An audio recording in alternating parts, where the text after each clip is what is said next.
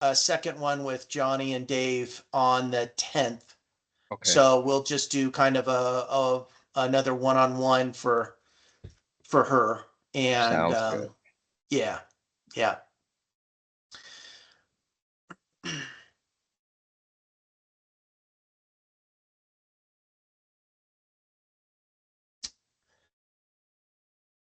Okay. So we'll wait for James to get back and then we'll jump into things. Derek, it looks like you're ready for tonight's opening game. You bet I am. Are you an LA native? Yes, I am. Where were you born and LA, raised? LA proper, Ladera Heights, Windsor Hills area. So close by Fox Hills Mall. Yeah. Uh-huh. Yep. Uh So there's I probably shouldn't say I'm a Brewers fan, huh? Well, I mean, you can openly profess that, but as it says right here, I don't think I worry about the Brewers today. Yeah. Yeah, no. uh So are lifelong you LA fan, Lakers, Dodgers, not a Raiders fan. Bay Area, San Francisco 49ers. oh, wow. Yeah. And then I roll with UCLA, not SC. Okay. Well, I was gonna bring something up with you at some point, but since you mentioned it, Sure. there was a Derek Coleman that played at UCLA. That played at UCLA. That also played for Syracuse and the New Jersey Jets. I'm same spelling. I'm probably, well, the Derek Coleman that played football, I am taller than him, but the one that you know as a Okay. professional Hey there, NBA, sorry I about am that. shorter than him. But short story, I was consulting for Molina, and Molina had a health plan in Detroit, in Troy, actually. And Derek Coleman is from Troy. I went there to do an implementation of a big data, and literally I walk in, and the whole room stands up, starts clapping, and says, "Welcome home, Derek Coleman." I'm like, but anywho, all right, James is here, so we'll Okay. flip the script and turn it over to you, Scott. Yeah, you bet. Well, good to see everybody. I hope everybody has a great Friday. We're gonna probably we've got an hour, but I don't think we'll need that long. Um, I understand that from an omni-channel capability and being able to serve your use cases via SMS has been a topic that we've wanted to address with you. Whether that's handled with use cases inside the contact center or potentially at the clinic level, et cetera. Um, our ability to do that can be done through NiCE. We prefer to bring in our partner, which is Textel Capacity, and I think I'll let them explain why. Because their robustness, their carrier grade capabilities really allow us to provide advanced capabilities, pricing, etc., that will serve PDS better. So what we're going to do is, I think Johnny and I talked about a very brief outline, a quick who is Textel, take you through a demo, answer some of the RCS questions that you've raised, talk a little use case. I think we can do that fairly quickly. Um, Johnny, Dave, I'll let you take it over, or introduce yourselves and take them through. Perfect. Thanks, Scott. And yeah, for the sake of time, I know Dave's got a hard stop at the top of the hour, and so I'll give him time to get in there. But yeah, just to kind of set the stage, Textel and NiCE have had a partnership in place for about 10 years. We've got about 1,000 mutual customers, so we're doing quite a bit mutually. Um, and Dave actually spent about 10 years at NiCE. He was one of the individuals that found Textel and got it integrated into NiCE for the exact reasons that Scott kind of outlined, just our ability to our expanded ability to do SMS outside of just the basic functionality within CXone native. So with that, I'll turn it over to Dave to kind of jump into things and I guess introduce himself. Yeah, hey everybody, happy to meet you. And like Johnny said, I was senior SE over at InContact and NiCE for about a decade, and left about 4 years ago, going on 5 years ago, to come over to Textel and run the sales engineering team over here. So yeah, so we met with Scott, talked about some one-to-one. Maybe I heard that there's some questions about RCS, and maybe that is something we can address first while I'm on the call, and maybe can answer that, and then I can just kind of walk through a few things about that. What are you looking to do with RCS? Dave, mostly I'm just looking at like an RCS uplift. I'm interested in the security of it. We are a company that deals a lot with PHI and PII and transmitting that, and there's a lot of conversation happening right now about compliance and how we would track SMSs or know what's being said and record them in places, and just curious what y'all are doing, what sort of Okay. RCS capabilities you have, because I know that it's arguably a bit more secure than just an unencrypted plain text message, and just looking to understand a little bit more about what you guys are doing in the healthcare space with text, how that's working, and what you're seeing other clients do, and what you're doing for them. Okay. Yeah, great question. Let me address a couple of that because I've written a couple of white papers on RCS. So one of the things that I hear a lot out in the market is what you described, which is the security of RCS. And yes, if all things are perfect, the moon is blue, and you have sacrificed a goat, in the woods, then yes, it is a secure transmission end to end. The problem is right now is that RCS is a very fragmented technology among the carriers. I mean, yes, AT&T, Verizon, and T-Mobile have all adopted the Google Universal Profile. But even when Apple announced, "Hey, we're supporting RCS," it's not application to person. It's not A to P, which is pretty much any business sending it out. It's only P to P. So the challenge is when people start relying on RCS for like some end-to-end encryption and security. If you're talking to somebody who has Boost Mobile, and even though they piggyback on, I believe, T-Mobile, they're not RCS aware, so everything falls back. If you're sending it to somebody on an iPhone, it falls back. And even Android and Galaxy users, Samsung Galaxy users, they don't ship with Google Messaging as being the default application. So a user has to manually go in and turn on the Google Messaging and then turn on messaging on there. So to answer what we're going to be rolling out here in the beginning of the year, and we're just finalizing some of our beta, is focusing primarily right now on the branded side of RCS.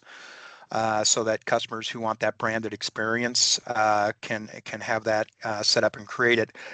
There is a couple of challenges, though, even with RCS in that space. And number one is you end up having double the cost because you have to have SMS messages in addition to the RCS, so that it falls back and it'll actually complete the message if the carrier detects that the end doesn't have SMS on there. It takes about twice as long to get provisioned for RCS.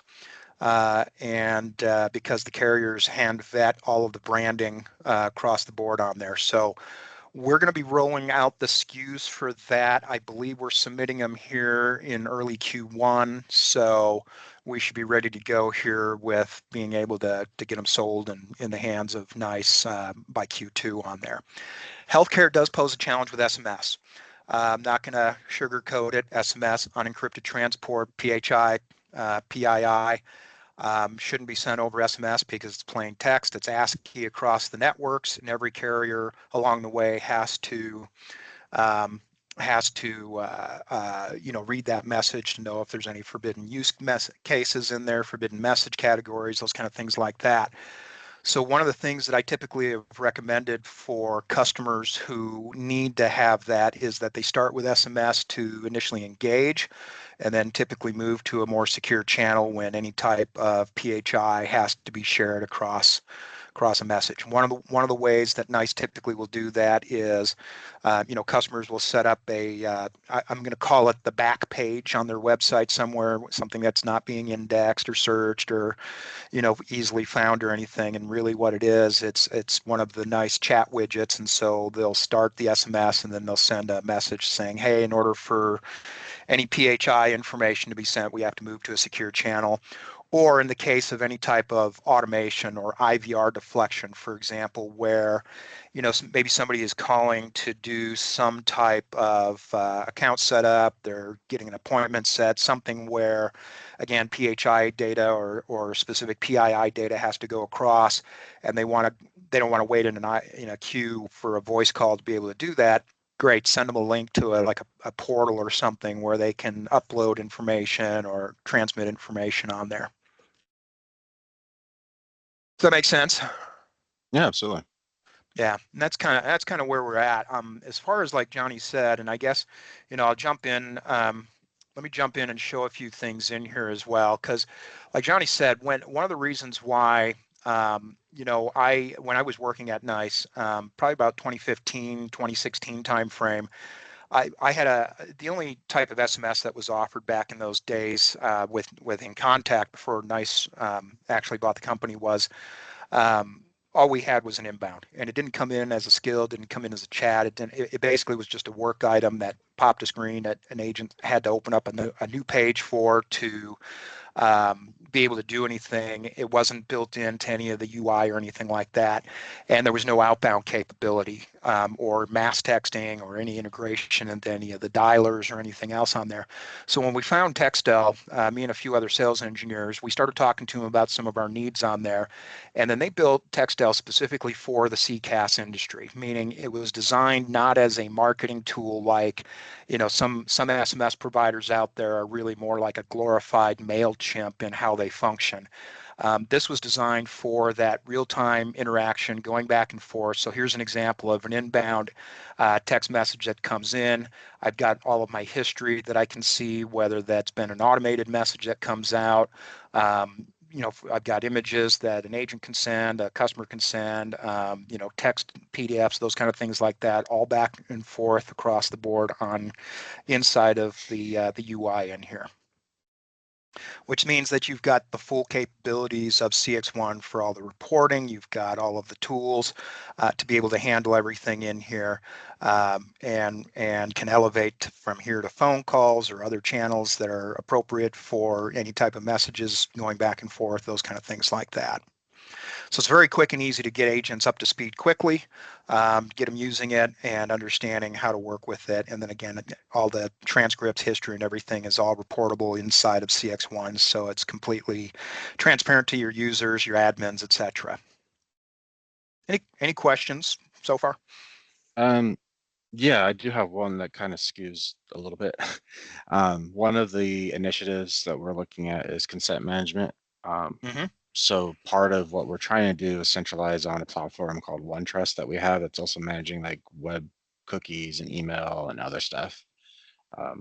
Can we, through the NiCE integration or your integration, integrate with that to ensure that if somebody in the contact center were to want to SMS with the patient, that we can validate that they've agreed to that digital communication prior to sending the message?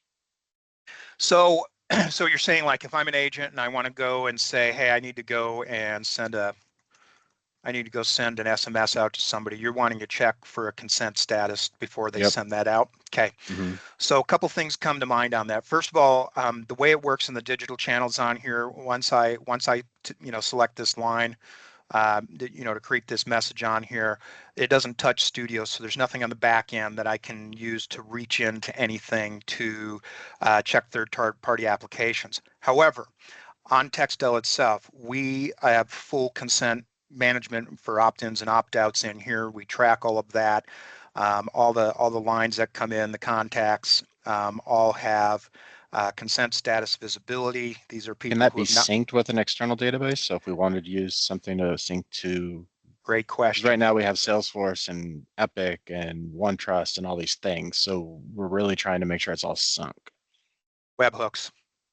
Okay. So yeah, so as long as we integrated that into OneTrust, we could sync that and make sure that the consent's managed that way. Yep, you got it. Cool. Yep, you can do that. And then even so you got the webhooks that you can get stuff real time to be able to do stuff. And then you can also there's a consent status, get contact status as well from an API there as well. When we do talk to Jenny and Sarah next week, that's going to be an important thing to run through with them, that, this ties into OneTrust and we can make sure that people aren't texting people they're not allowed to text. Yeah. One of the other things I know with one of my other customers that we were exploring as well. So one of the things that CXone has kind of built in is this concept of launches or indicate actions, if you will. that basically lets you kind of put buttons in here to do some things. And so one of the things that we have been exploring with another customer that wanted to do a similar type of thing, but didn't have something like OneTrust to look at, it was just something they wanted to have a check in their homegrown CRM or something on there. So we actually set up a button on there so that they could run that, and before an agent did anything, they would run that. It would basically just pop open a little side page where they could enter in the phone number. It would run a check against their internal database, and if it came back, then the agent would just send it out from there, doing that. So that's another possibility that it could be used to check consent with that. Could you go back to the consent screen that you were talking about? Like, yeah. Yeah, that it would be great that if you could just show them that, you can sync this with what's happening in OneTrust, and that we can, that it can be managed, but OneTrust could be the source. Because what we're trying to get done is that if somebody consents to something in Epic, that the other channels that may leverage communication with the patient can check to see what their preferences were and what they opted into and what they opted out of, and make sure we're not violating that. Yeah, absolutely. Yeah. Could you also show them escalate to the conversation you had about HIPAA and what you're seeing people in the market doing? That conversation would be useful, and if you could show them, that this could be an SMS to begin with and escalated to a voice channel, would be great too. Yeah, absolutely. I mean, that's exactly, if I go back to this, that's the beauty of the omni-channel on here, is I can just say, okay, great, we're going to now, bump that up to a phone. Now I don't have an outbound skills set up, so I can't actually do it. But when you talk to Sarah and Jenny, though, if we can show them and talk through that, that'd be fantastic. Yeah, not a problem. To be able to do that, that's a piece of cake. The other thing to keep in mind too, with the consent status in here, so you have full keyword management control on here. So you can customize your keywords. Now, granted, these are the defaults that we just have out of the box on there. So when somebody does opt out, you can assign it by line, you can assign it across the entire account on there, and you can opt them out. And when that happens, it's blocked. Agents can't send it out. APIs can't send it out. Blast messaging can't send it out. It is blocked. And we also notify the carriers that it's blocked. So even if for some reason it did sneak past us, it's not going to pass the carriers either. Yeah, that'd be fantastic to talk through with both of them. That'd be awesome. Okay. So with this automatic messaging piece, that'd probably be really good to go through with them, because there's probably some use cases there that they'd want to explore. So that'd be cool. Yeah, and these can be used for a number of different things too, because I know in talking with Scott as well, some mass texting was something that might come into play on here. And so, these can be used for, getting people to opt in and then adding them into a blast list where they can come in here and, create a contact list. You can upload a contact list, so there's my list on there. We can take a look. I've just got a couple of people on there, a couple of lines I've got. And so it's a good way to get people opted in, get that positive confirmation on there.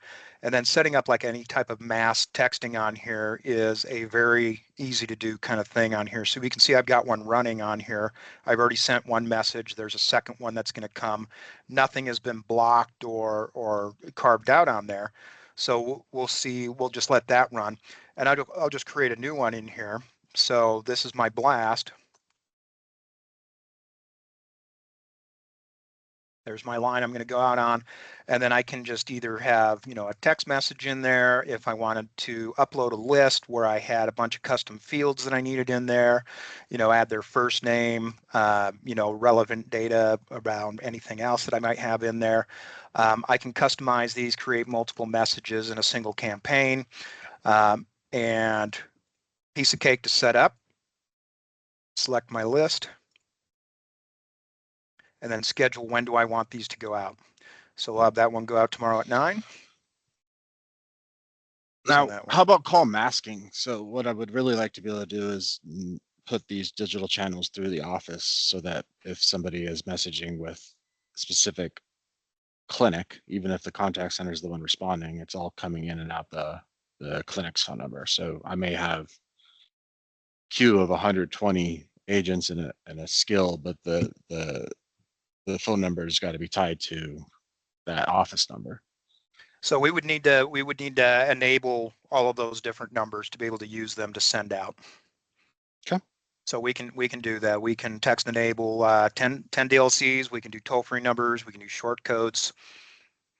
Okay. We always recommend most people, if they just have a general line that they want to come in, SMS enable the main toll-free number for the call center, customer service, whatever the case is, and that way you can say call or text us, and then when it comes in, because it's because it's all studio driven in here.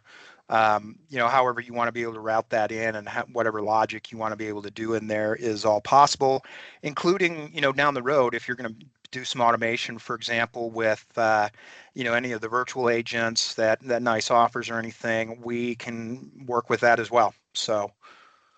Yeah, today the way it works is all calls start in the clinic, and if the clinic doesn't answer, it rolls over to the contact center, all through night. It'll be all through NiCE that way. So what I would want to be able to do is just have the office number be the main entry point, and then if it can hit different skills and go to the contact center on a reply, and an agent can respond, but it looks like they're still communicating with the office would be the ideal there.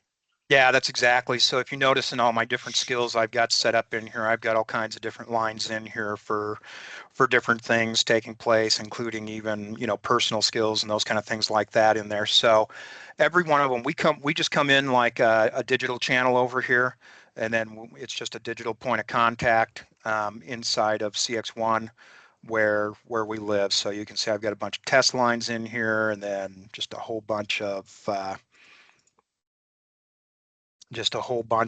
different channels set up, going to different skills, going to different studio scripts for different purposes. So here you can see my demo line here. It's my default skill and then my default script that I have it go to. Right. So Okay. you have total control over that. Great. Yeah. Michelle, you're on. Is there anything top of mind that you wanted to ask?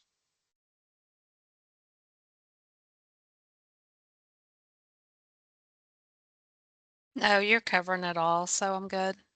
Okay.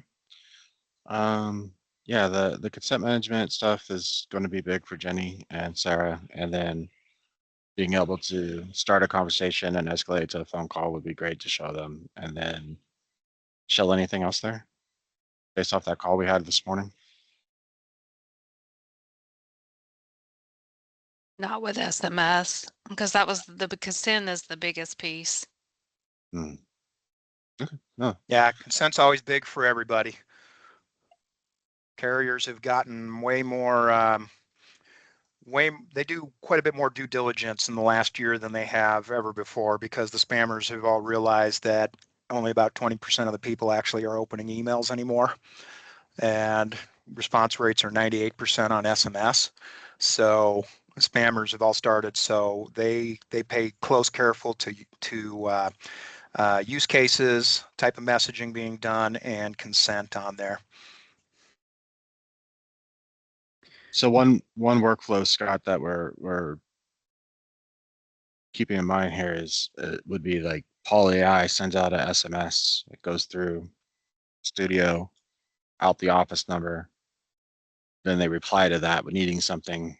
That reply would come back in, hit this, and land at the contact center. And then the contact center could reply or say, can we continue this over voice, and click a button and call back, right? So like that type of workflow.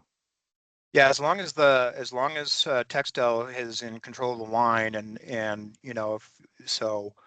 if you're sending something out through like Poly AI, that would have Probably to I call would up. be leveraging the NiCE APIs to send the message. So right now they're using Twilio, but as part of our flattening everything, we would be moving them to use NiCE via Textel Okay. as part of that communication. Okay. All right. Yeah. So you cut out for a second. Did you say you're using Twilio for SMS today then? Did I hear that right? For PolyEye, which is our voice platform, if it does send an outbound SMS, it's one way and it's sending it out through Twilio, but we would Gotcha. ask them to move the APIs over to this platform so that we're leveraging the same, that way that communication flow can happen as needed. Yeah. Um, Okay. Good to know. Well, that's good to know then, because I imagine that there's some level of consent gathering you're doing today then. Right now, it's one way, and it's only when they specifically ask, so it's transactional, so we're not doing consent Right. management there. But Okay. part of our thing is to move everything into a consent management platform. So I would want PolyEye to leverage your consent management in order to validate that they could send that outbound message. Right. So if that webhook exists and PolyEye could trigger it and do that lookup, and then say, sorry, you've opted out. Would you like to opt in or whatever? Mhm. That's fantastic. So, you know, I would love to talk about that with Sarah and Jenny on the line so they can Right. know about that type of stuff. Perfect. Fantastic. Dave, anything Great. else you want to cover before you have to jump? No, I mean, that's kind of the high level nickel tour. I mean, James, looking at it from a confirmation standpoint of aspect, are you looking to change what we do today with our other portions of our SMS, and this group would handle that as well, or keeping that over in the areas it's in today? Because today we don't have bi-directional Yeah. when it So, comes to appointment confirmations. that does bring up a good question. Right now, Salesforce is doing some SMS outbound, which may or may not move to Epic, but then we're using Epic Hello World. Have you done any integrations where Epic Hello World's still doing all of this, but leveraging you as the carrier? So typically with Epic, we rely on NiCE for any integrations with that because they've got the middleware company that does all that kind of stuff. So Right. we haven't done Spencer. anything. Yeah. Spinsci. Thank you. Yes, I couldn't remember their name. So we have not specifically integrated with that, but I know of some customers that I believe are just using our APIs for that. You did mention Salesforce. We do also have a Salesforce package. Now, what that Salesforce package is really it's all of our APIs wrapped up in some Apex classes so that your Salesforce admins could use the workflows, Salesforce flows, and actually based on some trigger an event inside of Salesforce automatically send a text message out through us, and then of course close the loop by having replies come back into CXone. Have you done that with Marketing Cloud? Marketing Cloud doesn't use Apex classes, so we have not. There is, they got kind of that weird language because they used to be some other company before Salesforce bought them. So when I run across people using that, they usually have to set up that bi-directional piece between Marketing Cloud and Salesforce. And then so anything that's changing in Marketing Cloud basically passes through something into Salesforce and then it triggers the So flows. like MuleSoft or something maybe? Yeah, I can't remember the name of it. Salesforce actually has a connector themselves for doing that, but I honestly don't know, and we don't track if a customer is doing that or not on our end, so I don't know if they have done that or not. Okay, great. I do appreciate it. Yeah, so Michelle, to answer your question, it would really just depend on where they want that to sit and where, and what I've told Sarah is, you know, the benefit of omnichannel would be that we can record the interaction across. So what of those interactions need to be like part of a larger communication channel, and which of those can just be completely standalone and we don't really care if they go out a different number or whatever. And that's the real big question that I've asked them is, what do you want going out of short codes? What do you want going out from the office's number? Right? Those all require different ways of funneling the data. So that just I'm waiting to hear what they want to do with some of those first, but Sarah and Jenny hopefully can talk to them a little bit. Be Okay. great. They'll be on the next call, right? On the 10th. Okay. Perfect. Yep. Yeah, Hey I think guys, there's. I've got Go to ahead, drop Dave. for my next call. Thanks, So Dave. thanks everyone. Bye bye. Thanks, Dave. Yeah, I think we'll definitely want to like carefully scope this and make sure from a consent management perspective, everything's flushed out, and we're communicating with the solutions that you need us to, Epic, Salesforce, whatever. On the Salesforce piece, I think that can be extremely powerful for like appointment reminders, billing reminders if there's balances. If those are tracked in Salesforce, do you guys know if those are staying in has some in Salesforce? Or- Epic and some in Salesforce. We're Okay. part of the whole thing right now we're working through is how we're consolidating all those platforms and what's going to do what ultimately. So Right. we had a call about an hour or two ago where they were talking about possibly moving all SMSs from Salesforce into Epic so that Okay. Epic's handling that. So it's kind of being discussed. Yeah. Okay.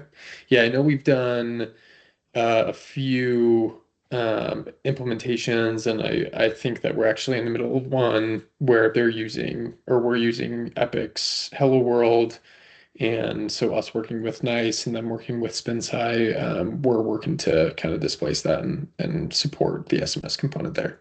Yeah, So I would love to know what you're doing with that. Like, I would love to be able to show them do that. In my mind, the way it would work is that Epic's the database handling whatever it is, and when it triggers an SMS, it doesn't matter what carrier it's going out on. We're right. handling that communication, and then I can sync it, and I can sync the consent, and I can make sure that all that stuff happens, and the users and the people in the clinic and everybody else thinks it's just Epic still doing its thing, right? And as long as everybody gets to use the platform they're used to using, as long as I'm funneling that data in and out the back end, I can handle the escalations, I can handle the two-way communications, or make it come out as the office, or I can give you consent handling and all that other stuff. Yeah. And that's the story I'm trying to articulate a bit, is that you don't need to change what you're doing in Epic. Keep doing that. You don't need Yeah. to change what you're doing in Salesforce. Keep doing that. Just let me handle the traffic so that when I'm handling the traffic, if we need to escalate it or report on it or sync that it happened or record the call or record the interaction, then we can do it. And then Right. we can And report knowing that on it's it and all we in can, one with one provider right. certainly helps. But articulating to Jenny and Sarah what is possible there and what you're doing for other Yeah. patient clients and stuff, that I think it would be important for them to know what the options out there in the industry are and what people are doing, and that would be great. And the fact that you can sync that consent and give them the opt-in, opt-out, and we can sync that to OneTrust, and OneTrust can sync that in and out of Epic and Salesforce and wherever else they're doing emails from is great.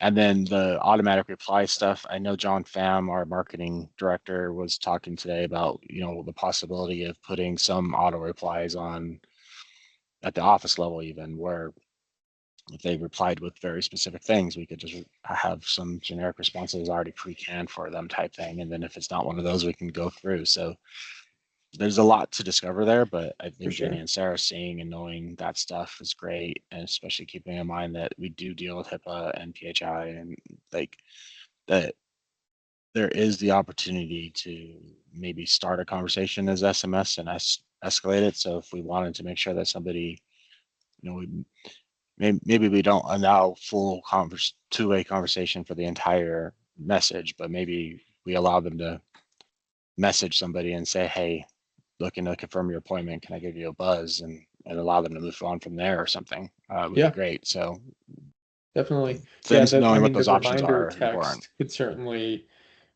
start that. We automate the reminder text for confirmation. Say, they click a link to confirm, or if they need to reschedule, they can reply, or hey, if you need to reschedule or cancel, call this number. Yeah. That's a massive use case for a lot of the healthcare customers we work with. But yeah, I can certainly look into Do you have like how we're doing keyword it today. blocking type stuff or any ability to stop certain texts from going out? I don't think so. I want to say that this was asked before. Like for example, I think some people have asked about like curse words. Like, hey, we want to make sure that we're professional. Um, and I then was saying some more like that if you ever detected like a serial number or or social security yeah. number or somebody's date of birth, or like could we put in like wildcards that say like, hey, don't allow that to go out, or Yeah. I want to say no, and I've looked into for example, like spoofing numbers, making sure like, hey, is this the person I think I'm right? texting with, for example? And I couldn't even find like providers that did it, like competitors even. And I imagine that's part of it is like those social security numbers or health records, for example. I can ask for Dave's feedback on that. He's obviously been doing it a lot longer than I have, but yeah, off the top of my head, I don't know that there's a way to prevent that or block it, unfortunately. Fair enough. I guess like other use cases, sounds like one-to-one is a big one. Appointment reminders. Was billing reminders mentioned earlier too?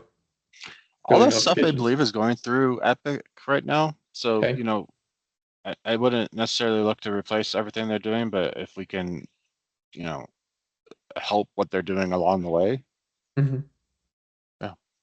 Okay. All right.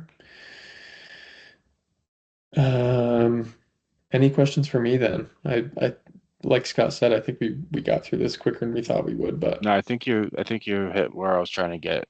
And Okay. then I think with Jenny and Sarah, if we could focus on those things, it'd be Mhm. great, because those are the things they're interested in learning more about right now. So, yeah.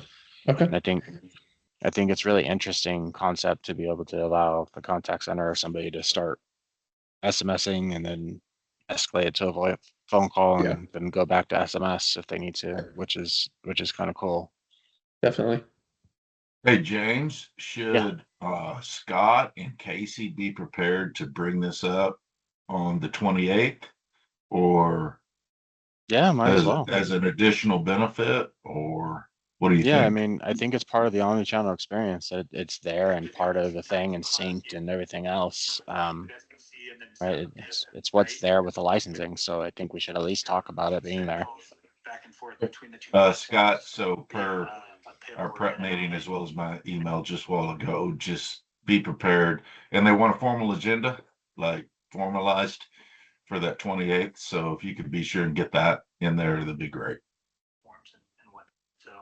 Yeah, we'll work on it, and our goal is to definitely respond to the feature set capabilities between both platforms. So we will cover that heavily. Yeah, and Right. they want a formal agenda prior to the call. So Yeah, we'll get something let's out. be sure and do that.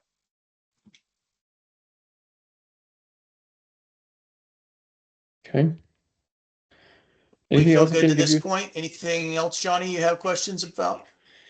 I don't think so. I think we've covered the key things, and we can flush out the outstanding components with the rest of the team on the 10th. But I think we're good, unless there's something else you want me to jump into, Scott. Yeah, James and Michelle, this was really set up to help you guys feel more comfortable about the SMS capabilities and what Textel can do. If you guys are good, we'll wrap up. Do you have anything other topics we want to cover? I'm okay for the moment. Thank you, Scott. Yeah, I'm Thank you, good. Johnny. Super. Good to see everybody. Really appreciate your time. We'll Talk to look you forward soon. to the November 10th call. And Derek, anything else? I'm sorry I didn't catch you. I'm good. Go blue. Good luck tonight. All right. Thank you, guys. All Bye. right. Good Take to care, meet you all. everybody. Have a great weekend. Bye-bye. Bye Have a now. good one.